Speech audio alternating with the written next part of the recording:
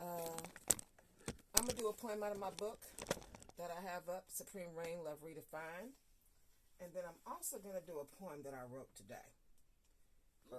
Oh, yeah. I had some things I wanted to share. The first poem is called PowerSuit, and I actually wrote it for a Voices, which is a children's event. I had to moderate it some for the children's event, but I'm going to try to keep it PG today.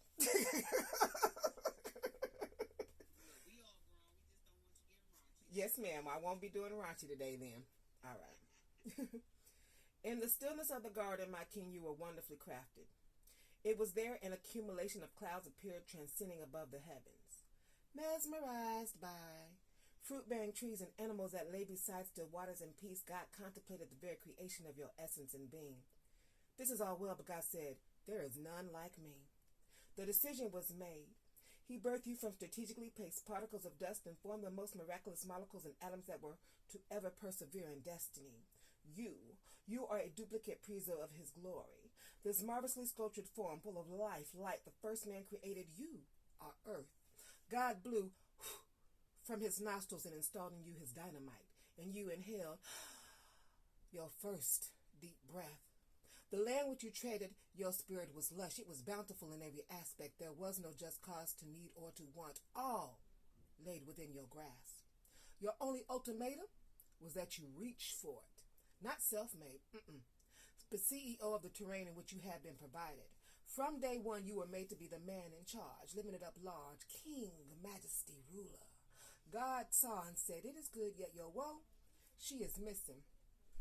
Let's set adrift on memory bliss. He waved his hand across the earth and sprinkled sleep magic as you fell into deep slumber. Rest, sweet baby, rest. My rib was taken from near your womb and properly molded to ratify me. My name was Eve. More so, before their ways changed the script, my name was Shavar. I am the life giver. My intricate detail mortal was customized from your sector, and we each became power suits. The day I was fitted to suit you, you became my rock. So carefully carved and chiseled to perfection, I only had eyes for you. Forever designed and cursed to be smitten to thee, you are the reason a man leaves his father and mother's nest. He took time to perfect my suit and dressed me in the finest purple garments. I am clothed in thy skin tones and hues. I delight often in being caressed by both sons. You and I together make two better halves, fierce as we churn from 2 to 1. He said, go and multiply, and we did. You tore the ground and planted the seed. Birthed from us, we are connected. We are molecular atoms. We birthed a righteous and manipulative son, all manifested from our lifeline. In turn, we became father and mother to more than one nation. Baby, look up to the sky and count the stars. Those are your children. The residual of God's splendor rests all over the continuum of your bloodline. Yet today, you run from him, you run from me. I dash my foot against a stone and try to conceive where you are mentally. Tell me, dare say to Adam, where are you? You are not created to believe that you are a dog. I remember my place, and I beg you to remember yours.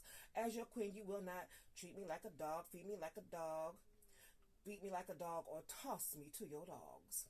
They have brainwashed you using their devious snake scepter. My insides become weary. My once beautiful decor now a combination of mere dreary shaded patches of gray, faintly reminiscing what throne I sat upon and how we reigned.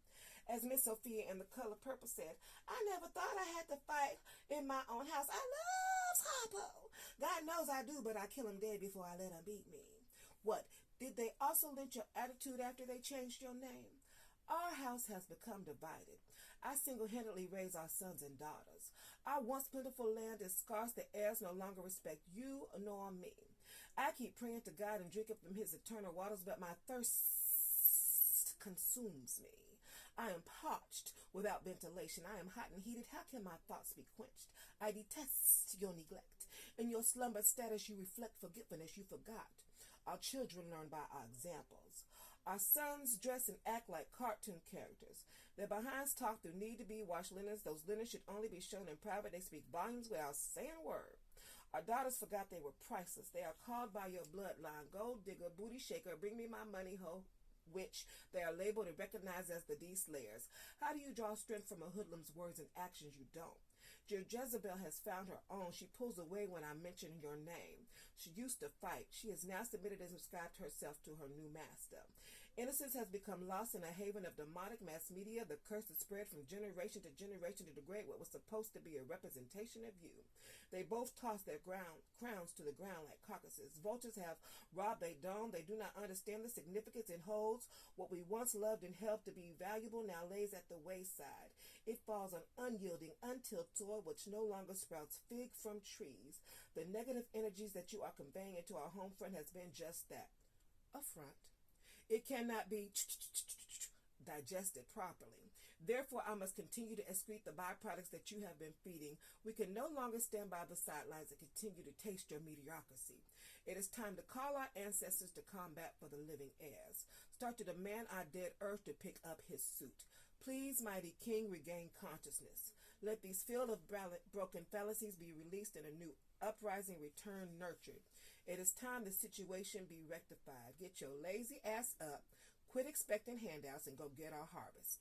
In him and I return your confidence. Let me no longer search the streets to find you drunk with scoundrels. Quit sharing the seeds that I have ripened and bore for our nest with she who wears 7 horns. I demand lift up your chin. I dare you to pick up the crown of knowledge you were once dealt.